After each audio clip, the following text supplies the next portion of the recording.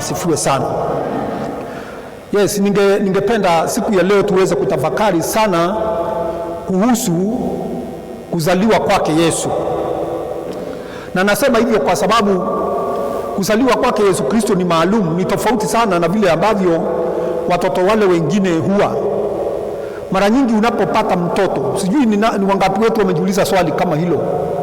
Wakati ambao unapopata mtoto, na Mungu sana sana kwa akina mama, Mungu amekusaidia, hata mzee mmepata mtoto, kijana au msichana, umemshikilia na mikono yako namna hii. Nakumbuka those times nikiwa mdogo, nilikuwa nasikia mtoto anapozaliwa, because hawakuwa wanaenda hospitali. Mara nyingi walikuwa hawaendi hospitali. Hawa watu, mtoto alipokuwa akizaliwa alikuwa anazaliwa nyumbani. Ilikuwa si jambo la kawaida. So tukiwa tumekaa kule nje, tulikuwa tunachikia akina mama wakiwa kwa nyumba. Unajua siku hizi mambo ni tofauti sana, mambo. Things are so different, eh?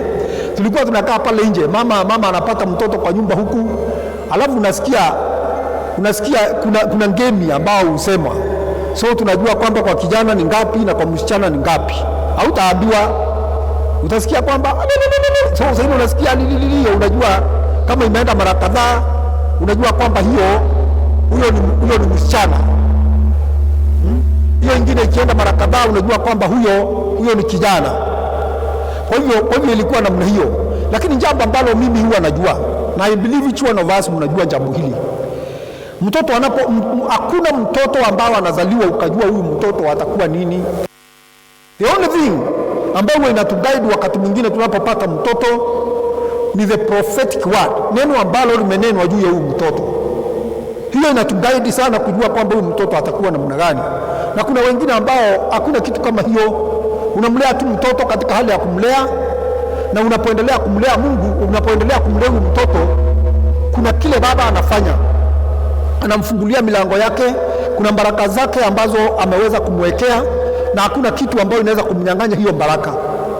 Kwa hivyo kitu ambao nataka kusema ni kwamba Yesu Kristo alipozaliwa, wapendwa, kila mmoja wetu hapa tunajua historia hii, tunajua vile ambavyo ilifanyika, kwamba Yesu mambo mengi yalikuwa amenenwa kupitia manabii. Kutoka kitabu cha Mwanzo mpaka wakati Yesu anazaliwa, kuna mambo mengi ambao manabii walikuwa wameyanena kuhusu kuzaliwa kwake Yesu. Na mambo mengi ambao walikuwa wameyanena yalikuwa nahusu siku ambazo atazaliwa na maisha yake na hata mpaka mwisho wa dunia. Na kwa hivyo Yesu siku moja akawa anazaliwa duniani. Na tunajua kile ambao kiliendelea. Wengi wetu, hii ni jambo ambalo tunasikia likirudiwa kila wakati, every year tunasikia vile Yesu alivyozaliwa, hadithi hiyo tunaijua. Lakini siku ya leo ningependa tuweze tutafakari kuhusu huyu Immanueli. Nataka tuweze kuangalia jina Immanueli au Emmanuel, maandiko inasema inamaanisha nini, na tuweze kuangalia hali yake na sisi. Ningeweza tuweze kufungua katika Biblia zetu katika kitabu ambao ni ya Matthew. In the book of Matthew we are reading chapter 1. I want us to look at chapter 1 verses 23. The book of Matthew. If you look in chapter 1, katika mstari ambao ni 23, the Bible says, behold, the virgin shall be with the child. But before I read there, let's start from verses 22. So all this was done that it might be fulfilled, which was spoken by the Lord through the prophet, saying, behold, the virgin shall be with the child, and bear a son, and they shall call his name Emmanuel, which is translated God with us. Nataka tutafakari jambo hili, wapendwa. Maandiko inasema ya kwamba ati wakati fulani mtumishi wa Mungu ambaye ni Isaya, ukiangalia in the book of Isaiah chapter 7 verses 14, jambo hili ambalo limesemwa hapa alilisema, akasema ya kwamba wakati utakuja ambao kutazaliwa mwokozi, na anasema ya kwamba atazaliwa huyu anaitwa Immanueli. Na maana yake maandiko inasema kwamba inamaanisha Mungu pamoja nasi. Na ningependa kwamba kabla sija concentrate kwa hiyo, tuingie katika Isaiah chapter 9. Let's look at chapter 9 of the book of Isaiah, and we read a few verses there. chapter 9. Nataka tuangalie kutoka mstari ambao ni wa pili kwenda hapo chini. Maandiko yanasema kwamba the people who walked in darkness, the people who walked in darkness have seen great light. Those who dwelt in the land of the shadow of death, upon them a light has shined. You have multiplied the nations and increased its joy. They rejoice before you according to the joy of the harvest, as men rejoice when they divide the spoil. For you have broken the yoke of his burden, and the staff of his shoulder, the rod of his oppressor, and in the day, as in the day of Midian. For every warrior's sandal from the noise of battle, and garments rolled in blood, will be used for burning and the fuel of fire. Verse 6, for unto us a child is born, unto us a son is given, and the government will be upon his shoulder, and his name shall be called Wonderful, Counselor, Mighty God, Everlasting Father, Prince of Peace. For the increase of his government and the peace there will be no end, upon the throne of David and over his kingdom, to order it and establish it with judgment and justice from that time onward forward, even forever. The seal of the Lord of hosts will perform this. Kanisa, Bwana asifiwe. So katika hili somo ambalo tumesoma katika kitabu ambao ni Isaya, mlango ambao ni wa 9 kutoka mstari ambao ni wa pili, na hiyo nimesoma katika kitabu ambao ni Matthew chapter 1 verses 23. I want us to connect the two verses, the two scriptures. Maandiko, wapendwa, hapa inatupatia picha ya huyu mtoto ambaye anazaliwa. Nimesema kwamba mara nyingi wakati ambao mtoto anazaliwa huwa hatujui atakuwa nini. Ni kwa sababu hatuna historia hiyo, isipokuwa tupewa ufunuo kwa njia fulani, labda njia ya unabii. Lakini mara nyingi unapozaa mtoto, wengi wetu hatujui atakuwa namna gani. Kuna wakati mwingine mtoto anazaliwa, unapata kwamba amekuwa mtu ambao ni wa maana, anafaidi kanisa la Kristo na anafaidi dunia mahali tunaishi. Wakati mwingine unapata mtoto amezaliwa amekuwa mtukutu, wengine wanakuwa ni waizi, wengine wanakuwa wauaji. Hatujui ni mtu wa aina gani. Wakati mwingine tunapomshikilia na mikono, hatujui atakuwa namna gani. Lakini kitu ambacho inaleta tofauti, wapendwa, kati ya wanadamu na kuzaliwa kwake Yesu Kristo ni kwamba Yesu, yale yalikuwa afanyike kwa maisha yake, yalikuwa yametabiriwa hapo mbeleni kwamba yatakuwa. Na ningetaka siku ya leo tuweze kuangalia kuhusu Emmanuel. Hata hivyo, alongside chapter 9 of the book of Isaiah, ningependa pia tuweze kuangalia ni mambo gani ambayo Mungu alisema anafaa kuwa kwa huyu ambaye siku ya leo tarehe 25 tunakumbuka huyu Yesu Kristo kuzaliwa kwake. Na ukiangalia kwanza, maandiko inasema kwamba katika mlango ambao ni wa 9, mlango wa 9 katika kitabu cha Isaya, ningependa hasa tuangalie pale juu mstari wa pili. Inaongea, inasema ya kwamba, ukiangalia vizuri inasema kwamba watu ambao walitembea kwenye giza, maandiko inasema kwamba waliotembea kwenye giza wataona nuru kubwa. Huyu ambaye ni mwokozi, wakati ambao, hii maneno ambayo imeneno hapo mbele, huyu ambaye ni mwokozi wakati anazaliwa, waliotembea kwenye giza, maandiko inasema kwamba wataona nuru kubwa. Jambo lingine ambalo maandiko imesema pale ni kwamba, ukiangalia katika mstari mwingine inasema kwamba tukienda katika mstari huo, ukienda hapo chini inasema kwamba they have seen great light, those who dwelt in the land of the shadow of death, upon them a light has shined. Katika huo mstari you have multiplied, ukiendelea pale chini pia inaongea kuhusu the breaking of the rod of the oppressor over their lives. Kwa hiyo mambo mawili hapa ambayo inatokea ni kwamba Yesu Kristo kuzaliwa kwake, wapendwa, kukuja na mambo mazuri kwa mwanadamu. Jambo la kwanza ni kwamba wale ambao walitembea kwenye giza, wale walikuwa hawana tumaini, wale walikuwa ambao hawajui wako wapi. Tukiongea kuhusu mambo ya giza, tunaongea kuhusu mtu ambaye hajijui, mtu ambaye anatembea mahali ambao anapapasa, hajui uko wapi. Yesu Kristo, wapendwa, alikuja akatuletea nuru. All of us tunajua katika Agano la Kale watu wakati ule wengi walikuwa hawamjui Mungu. Na ukiangalia kama for example Afrika, watu walivyokuwa wakiabudu Mungu, walikuwa na maabudu kwa njia ambayo hazikuwa zinampendeza Mwenyezi Mungu.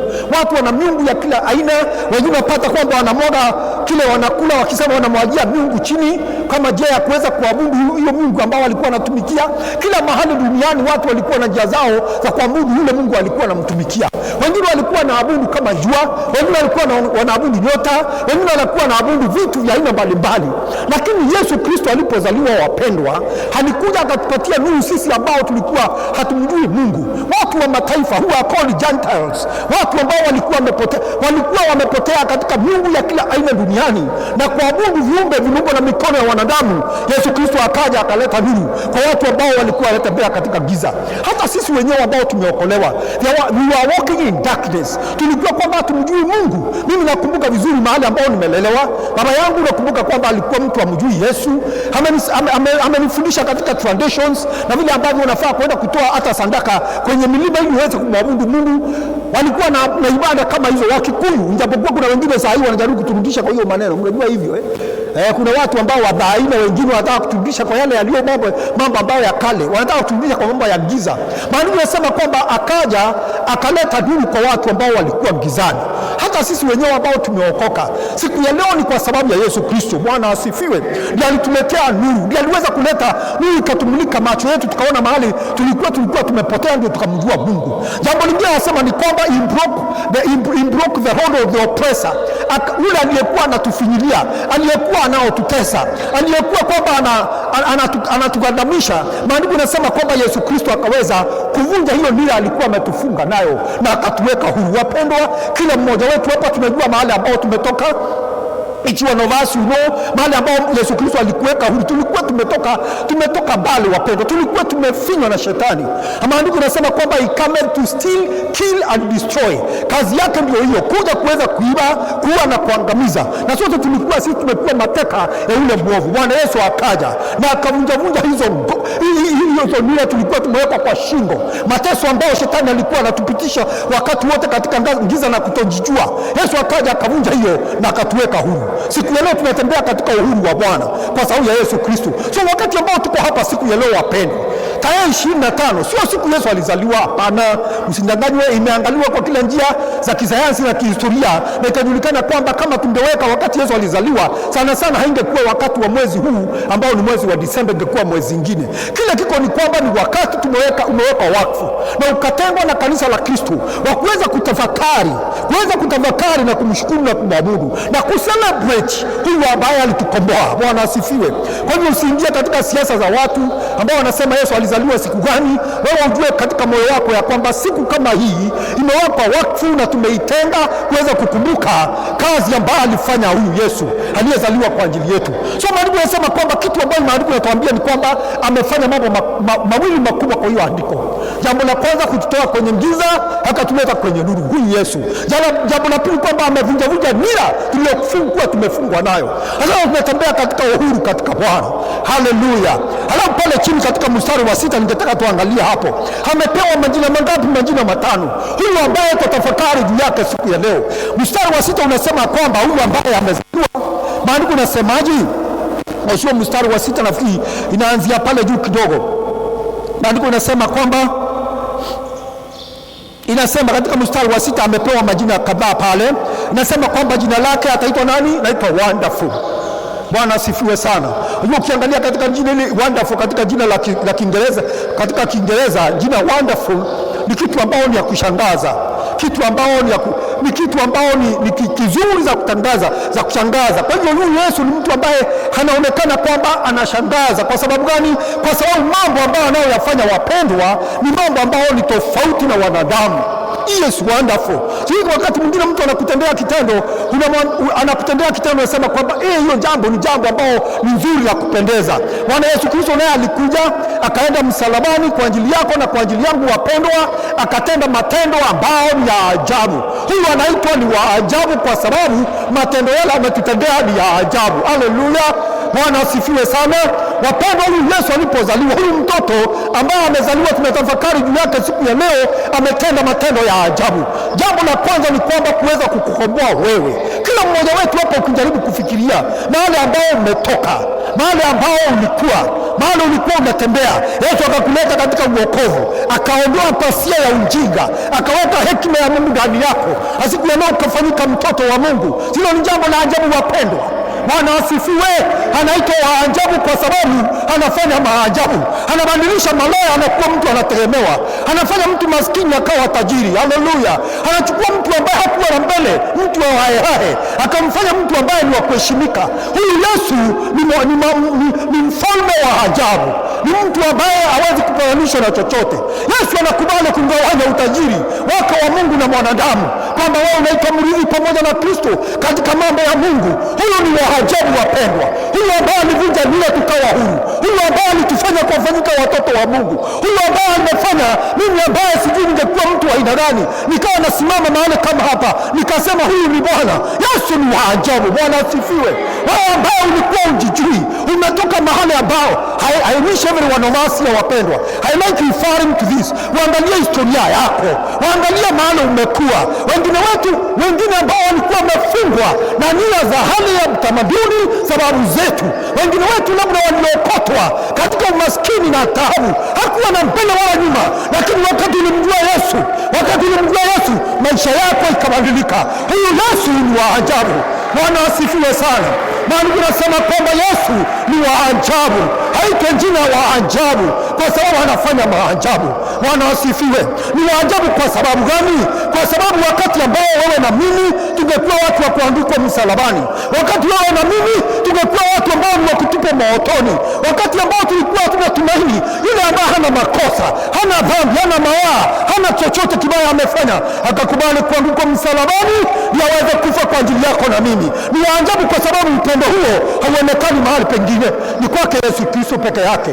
Bwana asifiwe sana. Kwa nini ni wa ajabu? Ni kwa sababu hakuna vile unasikia Mungu amekuja akatembea hapa katika mwili, ati ameacha utukufu mbinguni, akaacha hali yake ya kiroho, akaja akavaa mwili kama huu, mwili ambao ni wa mateso, mwili ambao ni wa kilio, mwili ambao ni wa magonjwa na maradhi, mwili ambao uko na limitations. Yeye akaacha utukufu huo, akajiingiza katika mwili kama huu, akazaliwa katika umaskini na taabu, na akafa msalabani katika shida. Huyo ni wa ajabu wapendwa. Kwa hiyo maandiko yanasema kwamba ataitwa wa ajabu. Bwana asifiwe sana. Jambo la pili, maandiko yanatuambia kwamba sio ajabu peke yake. Maandiko yanasema kwamba is going to be called a counselor. Haleluya. Yeye ni wa kupeana mawaidha. Haleluya. Bwana asifiwe. Haleluya. Nataka nisome katika lugha ya Kiswahili ndio niweze kuipata vizuri. Anasema kwamba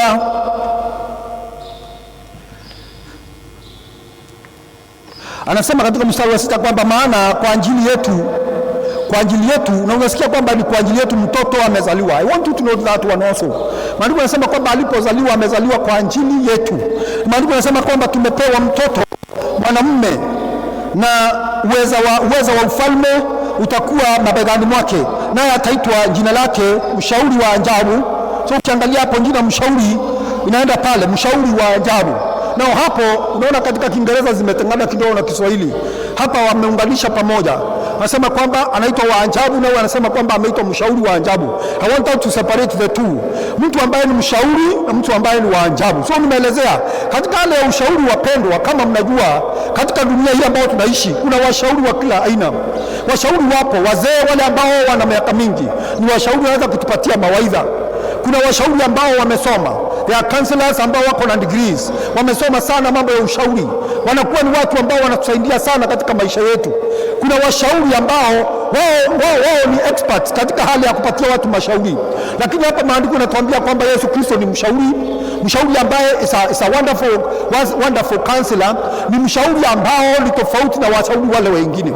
Kwa sababu wapendwa, Yesu ukikaa kwenye miguu yake, sio kama ni wangapi hapa. Najua kuna wengine wetu hapa ambao miaka yao ni michache, you are not very old, ujamea mvi ama ukawa mzee sana miaka mingi kwa maisha yako, lakini wewe ni kijana. Na ninajua kuna wengine wetu hapa ambao uko na historia, na unajua ya kwamba kuna watu ambao ni vijana ambao wamekaa karibu na Yesu na wakatembea na yeye, na ikawa kwamba kwa sababu wamekaa na yeye amewashauri kupitia neno lake, amewashauri kupitia roho wake, amewashauri kwa amekuwa na hekima kushinda hata wazee. Kwa nini unapata kwamba kuna mtu ambaye anakuja amechanganyikiwa, akaja kwake Bwana Yesu amechanganyikiwa, ajijui afanye nini, maisha yake ni hivyo. Lakini ukitembea na Yesu siku 2 3 au wiki 2 mwezi mmoja ikaisha, ukaanza kuona jamaa ameanza kujirudia, ukapata kwamba kuna mtu ambaye anaenda counseling, kukaa akilipa pesa mingi sana, maybe kienda hospital ama katika center fulani, katika kliniki ya counselor, ukapata huyu jamaa anapewa mawaidha ambao wakati mwingine hamsaidii, atafika mahali arudi katika hali yake ya kawaida. Lakini wapendwa, kuna kitu kimoja nimekuja kugundua. Huyu ambaye ataenda counseling pale, haenda akashauriwa na huyu ambaye ni daktari amesomea mambo ya counseling na psychiatric, ambayo ni experience katika mambo hayo, alafu uchukue mwingine umwambie kwamba mkubali. Huyu mtu ambaye alikuwa anasumbuliwa na aliyekuwa akimsumbua ndiye akaamua kwenda kutafuta counseling, mwambie tu mkubali Yesu kama mwokozi wa maisha yako, amkubali kwa ukweli na anyenyekee kwa miguu yake Bwana Yesu. Compare huyu mtu ambaye amenyenyekea kwa miguu ya Yesu, kwa miguu ya Yesu kwa unyenyekevu na kumwamini, na huyu ambaye anaenda counseling kwa mwanadamu. Within 1 year we are going to see the difference. Utapata kwamba huyu jamaa amekaa vizuri, huyu jamaa amesaa pona, huyu jamaa anatembea katika wema wa Bwana. Kwa nini? Kwa sababu yeye ni mshauri wa ajabu. Bwana asifiwe. Mimi nimeona watu katika maisha yangu na nimewapatia hadithi, si mara moja, nimewapatia hadithi ya watu wengine na hata mimi mwenyewe kama mfano. Ninawapatia kwamba kuna huyu ndio niliwaambia, wakati mmoja nilipata yeye amechanganyikiwa, anaishi katika kichaka na jamii yake inaambushi, amekosa mahali pa kuishi kwa sababu amelemewa, hajui afanye nini. Wakati mwingine ataenda kwa kansela, hamwambia kwamba mimi nimelemewa, mimi nimetafuta sipati. Wakati mwingine looking for counselors, katika watu ambao ni expert katika mambo ya business, ili akupatie mawaidha vile utafanya. Lakini unapata kwamba jamaa huyu ambaye nakumbuka siku moja nilikuwa nikienda kuchunga ng'ombe, ni mahali ambao nilikuwa napitia kila wakati pale, pahali hakuna mtu anaishi hapo, ni kichaka ambao nachunga ng'ombe kila wakati. Wakati mmoja nikawa napita mahali pale, napita kila asubuhi, nikaona kwenye kichaka kunatoka moshi. Hili ni jambo nafikiri nimewahi kutaja hapa wakati mwingine. Kwenye kichaka, chini ya kichaka kunatoka moshi. Ule moshi nikashindwa ni kitu gani? Nani anachoma, ni mahindi ama nini kwenye kichaka? Kuangalia hivi ndani, naona kule chini ya kichaka, nikaona kwamba kuna sufuria, naona kwamba kuna watoto, na nikaona kuna mama na mzee. Asubuhi ni watu ambao nilikuwa nimewajua kwa mbali. Nikashindwa, jamani, mbona hawa watu siku ya leo wako hapa? Kitu ambacho ilikuwa imefanyikia wapendwa ni kwamba hawana mahali pa kuishi. Ni watu ambao wanaishi hata kwa kuiba, kutembea kwa mashamba ya watu, kutafuta chakula, wanakuja na kulia pale. Baada ya wakati mimi nikaokoka, na hao watu nikaona kwamba walikuwa wamefika mahali wakahama pale. Baada ya wakati nilienda siku ya kama ya leo 25, ilikuwa December 25, lakini wakati wetu tulikuwa tunakesha kwa kanisa, hatufanya asubuhi kama tunavyofanya hivi. So nikaenda nikapatana naye wakati wa jioni saa 3 pale, ndio tungojea tuanze ibada.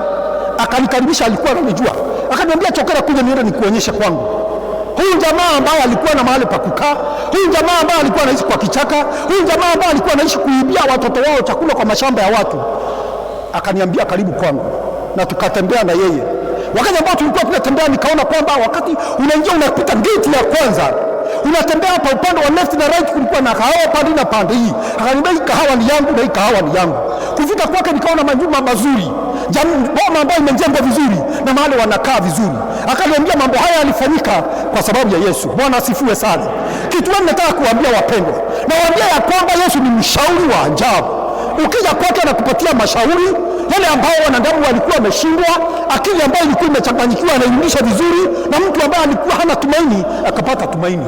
Ni mshauri wa ajabu, na huyu ndiye ametubadilisha wapendwa. Huyu ndiye tuko na furaha kwenda wengine, njooni muone, kujeni kwake, kwa sababu tunajua ya kwamba ukija kwake maisha yako haitakuwa vile tena. Haleluya. Maandiko yanasema kwamba sio hivyo tu, sema kwamba tena yeye ni Mungu mwenye nguvu. Haleluya, ni Mungu mwenye nguvu. Huyu ni Mungu ambaye ni mwenye nguvu. Na maanishaji wapendwa, kwamba tunajua, unajua hili jambo ambao nimesema hapa, Mungu mwenye nguvu, kwa watu wengi ambao hawaamini, kwa watu wengi, for example, sema Muislamu kule kumwambia kwamba Yesu ni Mungu, na unajua kwamba mambo haya yalisemwa miaka mingi kabla Yesu kuzaliwa. Na Roho wa Mungu anamuita Mungu, anamuita hata Emmanuel, Mungu pamoja nasi. Yesu ni Mungu. Ukiambiwa hilo jambo unaona uzito. Wengine wale ambao hawaelewi mafundisho haya yanakuwa namna gani? Yesu ni Mungu mwenye nguvu, na ndio mjue kwamba ni mwenye nguvu. Ndio sababu anabadilisha maisha ya watu, ndio sababu alikuwa anasamehe hata dhambi, ndio sababu tukija kwake tukiwa kwamba tumechanganyikiwa, tukiwa kuna dhambi, anatusafisha, tunakuwa wasafi. Hako na nguvu. Ni Yesu ambaye ukimwita kama umefungwa anakufungua, ukimwita kama uko na shida anatatua shida zako, ukimwita wakati ambao umelemewa ama kuna maadui yamekuzingira anakushindania. Ni Mungu mwenye nguvu. Haya ni mambo tumeyaona maishani mwetu. Wapendwa, wale wetu ambao tumetembea na Yesu wakati mwingi, kila mmoja wetu tuko na ushuhuda kuhusu Yesu. Huyu Yesu anavyoweza, yeye ni muweza. Mungu amechukua mamlaka akaweka juu yake Bwana Yesu, na akasema ya kwamba huyu ndiye.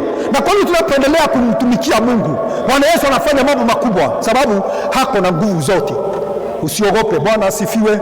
Yesu akiwa upande wako usiogope, ni kwa sababu hakuna kitu chochote ambao kinaweza kukushinda. Yuko upande wetu. Amen. Jambo lingine ambalo tumeambiwa kuhusu Yesu ni kwamba tumeambiwa kwamba yeye ni mwenye nguvu. Tena tumeambiwa kwamba ni Baba wa milele na mfalme wa amani. Ndio kwamba yeye ni baba yetu. Bwana asifiwe. Hakuna kitu kingine wapendwa kama mtu kuwa na baba. I know there are some of us ambao baba zetu wameondoka, baba zetu walikufa, na wengine wetu hapa hawana baba kama mimi, kwa sababu walitoka baba wa kimwili. Lakini kila mmoja hapo hauko na ushuhuda kuhusu kile baba anafanya katika maisha yako.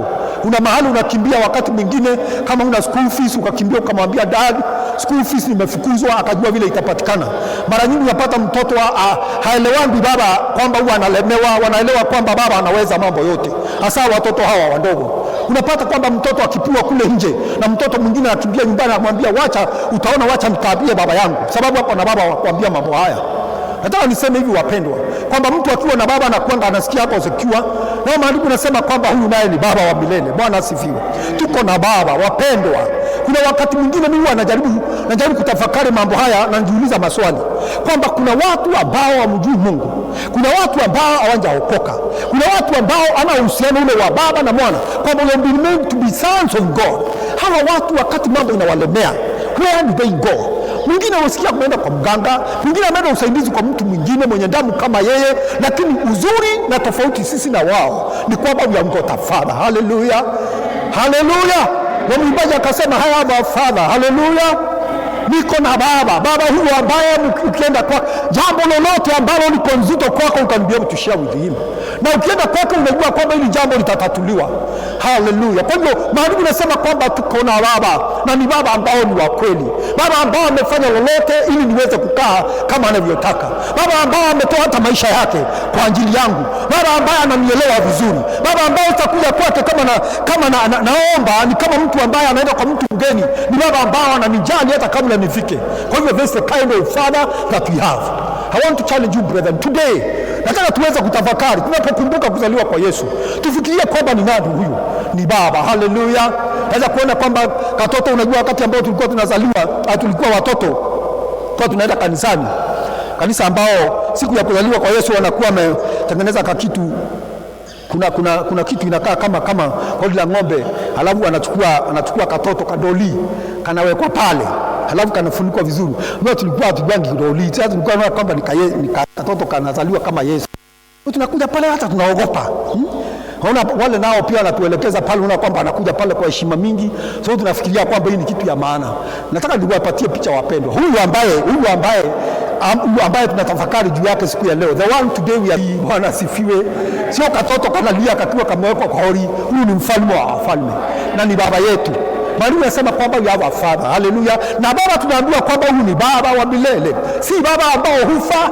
Baba yako anafika mahali anakufa, anakuacha katika umaskini, anakuacha katika mikono ya watu ambao hawakujali. Kama vile mimi baba yangu alipoaga alikuwa ananipenda sana, na mara ya kwanza nikaona nachapwa, mara ya kwanza nikaona kwamba nadhulumiwa na watu ambako kwa sababu aliniacha. Maandiko yanasema kwamba huyu ni baba wa milele, abadiliki, yuko hivyo jana, leo na hata milele, na upendo ambao nao kwetu ni upendo mkubwa sana. This is the kind of father we serve, brethren. Kuna wengine wetu ambao wanaopanga baba wasikia baba akitoka kwa mlima pale those days, wasikia jioni unasikia baba ameanza kuimba akiwa kwa mlima, anateremka, unajua hapa leo kumevokwa, hapa leo ni kubaya. Akishashuka akiingia kwa nyumba anashauti akiwa kwa gate, sema nani yuko hapa? Kila mmoja sasa mnaanza kutetemeka, amjui kitu gani itatokea. That's not the kind of father we have. Huyu ni baba ambaye anatujali, na ukienda kwake unaenda ukiwa na ujasiri, ukijua kwamba anakujali na anakupenda. Bwana asifiwe sana. Na maandiko yanasemaje hapa?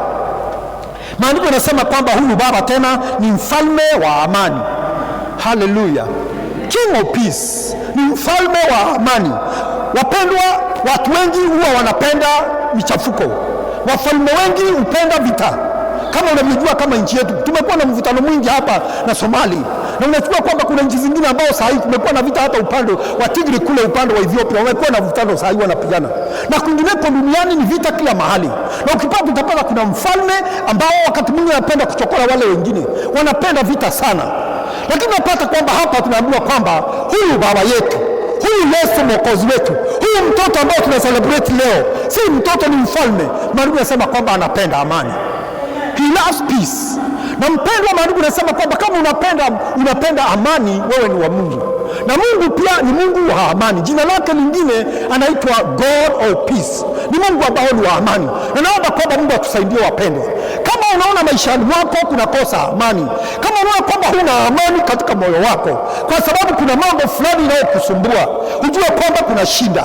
Kama unaona kwamba haufurahii, hauna raha, moyo wako umesononeka na kufinyika, ujue kwamba kuna shida. Kwa sababu gani? Kwa sababu baba yako, kwa sababu Mungu wako, kwa sababu huyu Yesu ambao tunasherehekea leo, huyu ni wa amani, na yeye ndio Prince of Peace, hatakupatia amani moyoni mwako. Haleluya. Kwa hivyo ukiona una amani, kimbia kwake, atakupatia amani. Ukiona kwamba unasumbuka moyo wako, kimbia kwake Bwana Yesu, atakupatia amani na utulivu katika moyo wako. He is the Prince of Peace. Hallelujah. This is the kind of person we are celebrating today. Now, kitu kingine ambao ni nzito, na nataka kumalizia na hiyo. Matthew chapter 1 verses 23. Imesema ya kwamba to us mtoto amezaliwa, jina lake ataitwa Emmanuel. Now, Emmanuel, maana yake Emmanuel hapo imesema kwamba inamaanisha kwamba Mungu pamoja nasi. Emmanuel, Mungu pamoja nasi. Nataka niweze kuelezea hii kidogo wapendwa. Ukiongea kuhusu mambo ya Mungu pamoja nasi, inatupatia picha kubwa sana. Kuna ndugu mmoja ambaye alikuwa anaitwa Nyakundi. Nyakundi was my friend. Tulikuwa nafanya naye kazi kule kwa railway nyakati hizo. So Nyakundi alipatia mimi hadithi ambao sijawahi sahau. Ile ilimfanya akatoroka kwa jeshi. Nyakundi aliniambia kwamba aliingia kwa jeshi, akapelekwa training. Baada ya kumaliza training, akachukuliwa, akaingizwa kwenye platoon. Platoon kwa kijeshi inakuwa na watu 20 to 50 kama group. It is the smallest group of soldiers ambao wamewekwa katika kundi. So akawekwa kwa platoon, sio alikuwa 20 ama 50, na wakachukuliwa wakati ambao kulikuwa na usumbufu Northern Kenya, wakachukuliwa wakawekwa kwa malori, wakapelekwa huko. So Nyakundi akaniambia kwamba tulienda tukapelekwa huko, na mahali ambao tulienda tukapelekwa na malori kule, mahali tulienda tukapelekwa, unajua wanapelekwa huko ndio mtu aweze kuingia katika vita. Kulikuwa na usumbufu wa shifta na watu wa hiyo huko. Akaniambia kulikuwa na usumbufu vita huko kali. Mahali alipelekwa akaingia kwa kamsitu fulani pale, na mahali pale ambao waliwekwa, kumbe mahali wanaingia hapo, wanaenda kuingia ndio maadui wako. So akaniambia kwamba, na unajua wao walikuwa wamaliza tu shule training hivi karibuni, ana ujuzi. Akaniambia waliingia pale, mahali pale walipoingia wakaanza kujipanga vile ambao wanajipanga kijeshi katika vita. Akasema kwamba hakujua kwamba wamezingirwa. Akaniambia chokea kile kitu niliona. Wenzangu ambao tulikuwa nao waliuliwa kama naona na macho yangu. Tukabaki wachache, na mmoja akawa amekamatwa na huyu adui wa Somali huku, akawa amemkamata anataka kumua. Na mimi unajua kuna visu ambao wanakuwa nao. Akaniambia kwamba mimi nikachomoa kisu, huyu vile alikuwa anang'ang'ana mimi kabla nikamkata shingo, akaanguka nikaua.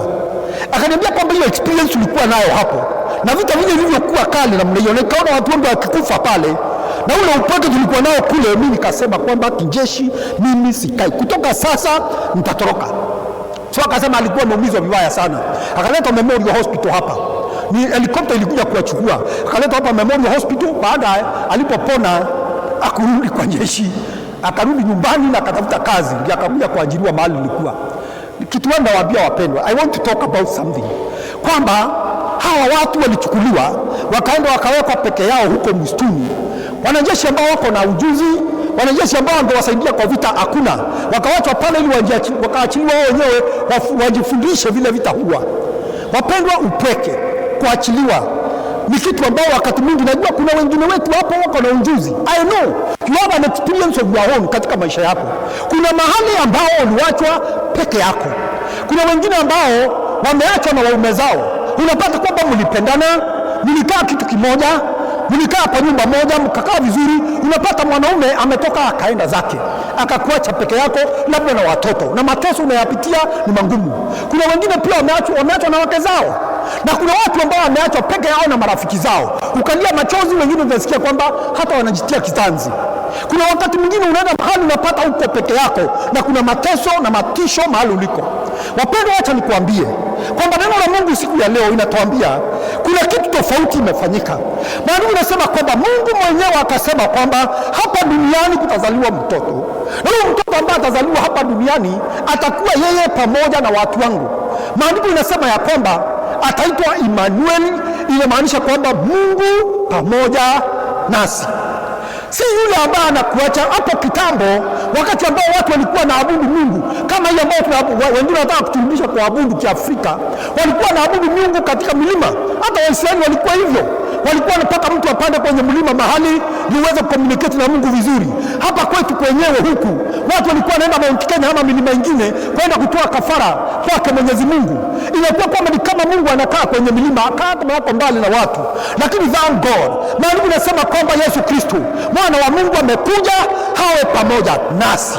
Maandiko yanasema kwamba yuko pamoja na wapendwa, hilo jambo ni nzito. Kwa nini Mungu akaona kwamba haje hawe pamoja na wanadamu? Kwa nini asikae vile alikuwa anakaa hapo mbeleni, haje akae pamoja nasi? Maandiko yananiambia kwamba tofauti iliyoko ni kwamba huyu Yesu, tofauti yake na vile ambavyo Mungu alikuwa anaabudiwa mbeleni, ni kwamba anatuelewa vizuri. Bwana asifiwe sana. Yale mambo ambayo unayapitia kila siku, yale majaribu ambayo unapitia kila siku, ile mateso ambayo unapitia hapa duniani, unajua ni kuna watu wengine wapendwa, mtu anataka aweze kuwa president katika nchi. And I thank God tuko na viongozi wetu katika nchi hii, lakini ukweli ambao uko kabisa ni kwamba kuna experiences zingine mtu anahitaji asipitie aelewe exactly what you are talking about. Ukilala kusema kwamba mtu amelala njaa, for example, inasema tu wazi president wetu na tunampenda, Rais Kenyatta tunampenda yeye. Unajua I believe kulingana vile amelelewa yeye hajawahi lala na njaa.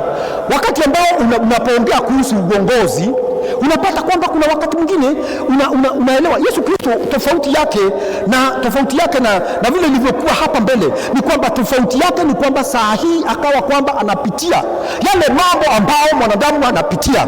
Akazaliwa kama maskini katika hori. Ni fact hakuna mmoja wetu hapa hamazaliwa kwenye hori, sote tulizaliwa, wengi wetu wamezaliwa kwa hospitali. Nyakati hizi tunazaliwa kwa hospitali mahali ambao ni comfortable, mahali ambao kuna yule ambaye anazalisha na wale unaangaliwa vizuri. Kwa hiyo mambo ya kusema kwamba umepitia mateso wengine wapenda, watu walikuwa wanapitia wakati mgumu sana nyakati hizo. Hata unaona jamaa anaishi unashindwa. Hawa mama walikuwa wanafanya hii kazi, walikuwa pia Mungu amewapatia ujuzi wao. So Yesu alizaliwa pale kwenye hori. Pale sijui kama kulikuwa na wakunga, unaelewa vile nasema. Ukisema kama mahali pale yeye alikuwa pale Joseph na Mary wawili, ndio maandiko inaongea. Hatujasikia story ya wale wengine walikuwa hapo, alizaliwa kwa hali gani. Sasa ukijaribu kutafakari alizaliwa katika situation gani, situation nyingine, alafu akalelewa katika maisha ambao ni maisha ya shinda, maisha ya tabu. Unaona baba yake alikuwa ni mtu ambao ni wa kupiga mbao randa, alikuwa fundi. Hata believe ndio kazi alimfundisha pia kuwa pia fundi. Akaishi maisha yake kutoka utoto mpaka akawa kijana mkubwa. Hatujui historia yake mkubwa ndio afikisha miaka 30, hatujui alikuwa anafanyanga nini, lakini kitu tunajua ni kwamba maisha yake haikuwa maisha ile ya jamii ambayo ilikuwa tajiri. Akajaribu. Maana unasema kwamba alijaribu kwa kila njia ambayo sisi tumejaribiwa kwayo. Alipitia kila jambo ambayo sisi tumepitia. Hakuna kitu ambao mpendwa wewe unapitia katika maisha yako haya ambayo Yesu hakupitia.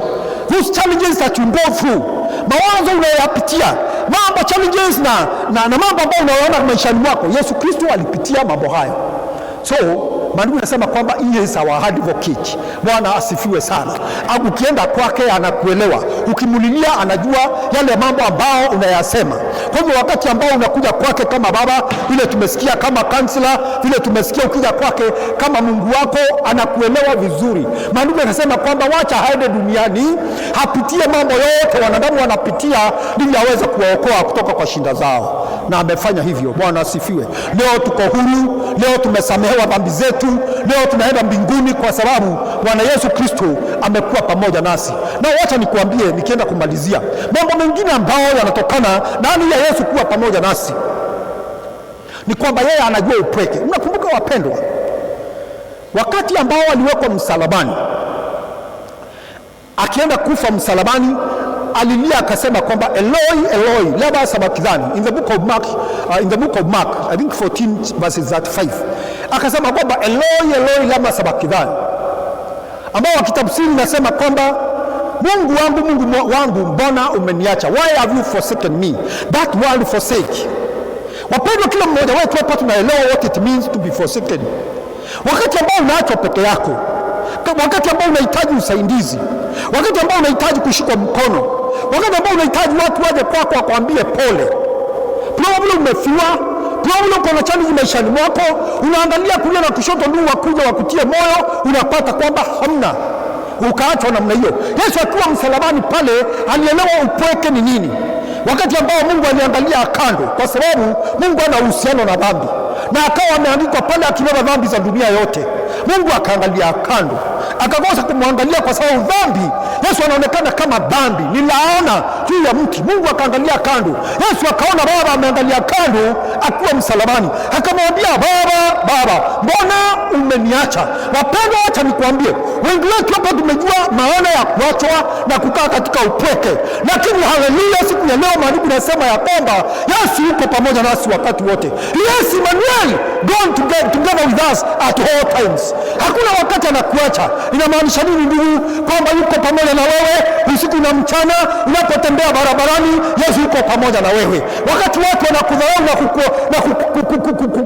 kukejeli na kuona wewe kama si kitu cha maana, Yesu yuko pamoja na wewe. Wakati unapomwita ukiwa katika shinda, Yesu yuko pamoja na wewe. Inamaanisha kwamba at all times Yesu anasimama kando yako. Bwana asifiwe. So this is the kind of God we serve. Mungu pamoja nasi. And I thank God kwamba unapotaka kuomba ama unapoenda kwa magoti kumitia jina la Bwana ama unapotaka kumuita Yesu, you don't need to pass through a third party. Haupitii kwa secretary, haupitii kwa mtu mwingine ambaye atakwambia kwamba hayuko siku ya leo, anaenda mahali kwingine. You go straight to him, unamnenea na anakujibu, kwa sababu yeye yuko pamoja nasi wakati wote. Wakati ambao unalia unakosa mtu wa kupatia faraja, he is there to comfort your heart. Bwana asifiwe. Na wakati alikuwa hapa katika mwili akiondoka, alituachia the great comforter, the Holy Spirit, ambao maandiko inasema kwamba yuko pamoja nasi. He is with us and he is in us. Hallelujah. Not only being with us, he is also in us. Kwa hiyo nataka niwaambie wapendwa kwamba kama kuna jambo ambalo kama Wakristo tunafaa kukumbuka na kutafakari na kusherehekea wakati wote, ni jambo la siku ya leo, kuzaliwa kwake Mwokozi hapa duniani. We need to tafakari hiyo. Tafakari hiyo jambo. Tafakari hiyo jambo kwa moyo wako. Uone kwamba huyu ambaye alizaliwa si wa kawaida wapendwa. Watu wanaweza kumuita nabii mkubwa, wakamuita mwalimu, wakampatia majina makubwa. Kuna watu wakubwa duniani wawahi kuwa. Tukaambiwa kama vile tuseme Mohamed, ama tusikie mtu kama Confucius, ama mtu kama vile Buddha, ama wengine ambao tunajua ni walimu wakubwa waliokuwa katika dunia mataifa mbalimbali. You cannot equate them with Jesus. Yesu ni tofauti wapendwa. Kwa sababu gani? Kwa sababu sio kuzaliwa tu vile alizaliwa, ikakabiliwa na ikafanyika, ni kwamba hata hayuko kaburini, alifufuka. Bwana asifiwe. Kwa hiyo this is the kind of Jesus we are celebrating today. Kwa hiyo nakwambia kwamba hata unapoenda nyumbani, unapokuwa katika shughuli zako, watu wanakula na kunywa, wengine wamechinja mbuzi, wanafanya mambo. This is one thing you should not forget. Don't forget Emmanuel, Mungu pamoja nasi. Tafakari hilo jambo kwamba you are not alone again. Utaenda kuwa tena peke yako tena. Kristo wako pamoja nawe wakati wote. Usimwache, ushike mkono, kaa karibu naye na yeye hatakuacha milele, kwa sababu neno la Mungu lasema hivyo kwamba yeye ni Emmanuel, Mungu pamoja nasi. na Bwana awabariki sana. Amen. Let's praise the Lord. Thank you. Asante Yesu. So unauliza kwamba tusimame tunapoenda kumalizia na tuweze pia kushukuru Mungu kwa kuweza kutukumbuka na kutukirimu na uokovu kupitia Kristo. Let's pray. Baba, katika jina la Yesu Kristo ninakushukuru Bwana, ninasema asanti. Tunashukuru siku ya leo Bwana, ambao ni siku maalum kwetu, siku maalum kwa Wakristo wote duniani Mfalme, siku ambao Bwana tunatafakari na kuelekeza mawazo yetu kwako Bwana, kukumbuka Bwana upendo mkuu ambao ulitupenda nao Mungu, ukamtuma mwanao wa pekee Yesu Kristo akazaliwa Bwana katika hali ya kawaida hapa duniani, akakuwa katikati ya wanadamu, akafika wakati wa kufanya huduma na akaondoka, na akiondoka akasema kwamba yote yamekwisha, akawa amemaliza kazi yake. Bwana, nakwambia ni asante siku ya leo kwamba Bwana uliona ni beba huyu mtoto azaliwe duniani Bwana, atuletee tumaini, atuletee uokovu. Maandiko imetuambia kwamba ni Mungu pamoja nasi. Tunashukuru Bwana kwa sababu sasa hatutembei peke yetu, tunatembea tukiwa na ujasiri, tukijua kwamba yuko kando yetu Bwana. Wakati ambao tuko chini anatuinua, wakati tumelemewa anatutia nguvu, wakati tu wagonjwa anatuponya, na aenda Bwana kutufikisha katika ufalme wako kwa sababu ya kazi kubwa ya wokovu ambao amefanya ndani yetu. Mfalme, tutasema asante kwa sababu Kristo wakati ambao tulikuwa tumepotea kwenye dhambi zetu alituokoa. Hata wale wako gizani anawavuta na kuwaleta katika nuru kwa njia ya wokovu. Bwana, hiki kipawa ambao ulitupatia, hatuna njia ya kusema asante ya kutosha. Sisi tu ni kujitolea maisha yetu kwako Bwana, kama dhabihu iliyo hai, tukutumikia wakati wote. Na kwa hivyo Bwana Yesu tunajipeana kwako kwa njia mpya siku ya leo. Napokumbuka kazi kubwa ambayo ulikuja kufanya kwa maisha yetu, tunajitolea kwako. Tunakuambia asante Yesu. Asante Bwana kwa sababu ya kukubali kuja kwa ajili yetu. Tunasema asante kwa kutukomboa kutoka dhambini. Asante kwa kutuleta kwenye nuru ya wokovu, na asante kwa sababu uko pamoja nasi wakati wote, pamoja nasi kwenye jamii zetu, pamoja nasi katika kazi zetu, pamoja nasi tunapotembea usiku au mchana, uko nasi wakati wote. Tunasema ni asante. Wewe ni kinga tena security ya maisha yetu. Tunasema asante. Tutaendelea kutumikia na kukuishia na kufanya mapenzi yako. Tupe neema na uwezo, na Bwana tunajua kwamba ufalme wa Mungu tunaingia kwa neema yako, katika jina la Yesu naomba nikiamini. Amen. Thank you Lord God Almighty. We thank you and we bless your holy name in Jesus name. Amen. Wenda ikawa huko hapo ambaye mpendo umekuwa ukisikiza haya mahubiri na unjamjua Yesu kama mwokozi wa maisha yako, nakuuliza kwamba mahali uliko uinue mkono uweze kumpokea Yesu kama mwokozi. Alikuja kwa ajili yako, alizaliwa siku kama hii ya leo ili aweze kukupatia tumaini, na Bwana atabadilisha maisha yako kabisa. Itakuwa hii ni siku ya kukumbuka maishani mwako mote. Kwa hivyo nakuomba kwamba uinue mkono wako tuombe pamoja nawe, na usifuate haya maombi na Mungu atakubariki. Sema, Bwana Yesu, naja kwako, mimi ni mwenye dhambi. Nimesikia ya kwamba ulizaliwa hapa duniani ili unikomboe. Nimekubali siku ya leo kuokolewa. Nipokee katika ufalme. Andika jina langu katika kitabu za uzima. Kutoka siku ya leo nimeamua kukufuata wewe. Shetani si rafiki yangu tena, mimi ni wa Yesu. Amen. Baba, nakushukuru kwa sababu yao ambao wameinua mikono yao mbele zako na wakarudia hilo ombi, kwamba mfalme wa milele utawapatia nguvu na uwezo wa kushinda dhambi na kuwamulikia katika safari. Katika jina la Yesu naomba nikiamini. Amen. Kwa hivyo kama umeomba pamoja nami, ukiwa umeomba pamoja nami ilo ombi na haukuwa na kanisa mahali unaenda, tafuta mahali ambao kunahubiriwa injili kama hiyo umesikia mahali hapa, na Bwana atakusaidia uendelee kukua katika neema. Mungu akubariki sana. Amen.